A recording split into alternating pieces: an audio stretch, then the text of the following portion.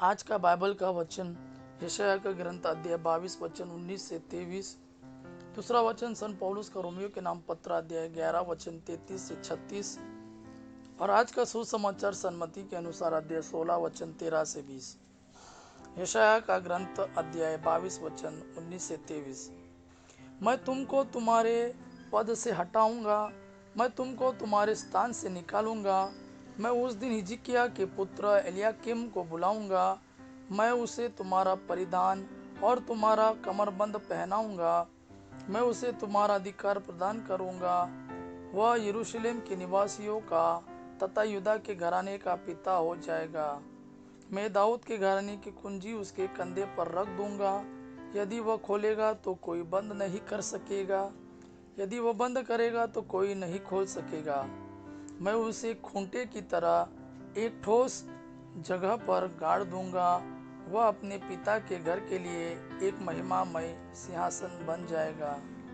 आज का दूसरा वचन सन पौलुस का रोमियो के नाम पत्र अध्याय 11 वचन 33 से 36। कितना अगाध है ईश्वर का वैभव, प्रज्ञा और ज्ञान। कितने दुर्बोध है उसके निर्णय, कितने रहस्यमय है उसके मार्ग। प्रभु का मन कौन जान सका, प्रभु का मन कौन जान सका। उसका परामर्शदाता कौन हुआ।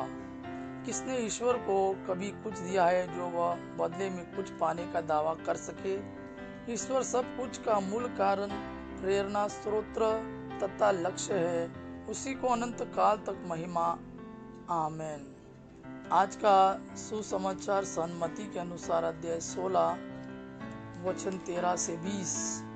ईसा ने कैसरिया फिलिप्पी प्रदेश पहुंचकर अपने शिष्यों से पूछा, मानव पुत्र कौन है, इस विषय में लोग क्या कहते हैं। उन्होंने उत्तर दिया, कुछ लोग कहते हैं यूहन्ना बपतिस्ता, कुछ लोग कहते हैं एलियास और कुछ लोग कहते हैं यिर्मयाह अथवा नबियों में से कोई।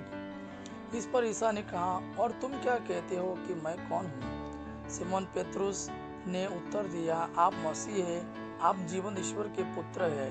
इस पर ईसा ने उससे कहा, सिमोन योनस के पुत्र, तुम धन्य हो, क्योंकि किसी निरीह मनुष्यों ने नहीं बल्कि मेरे स्वर्गीय पिता ने तुम पर यह प्रकट किया है।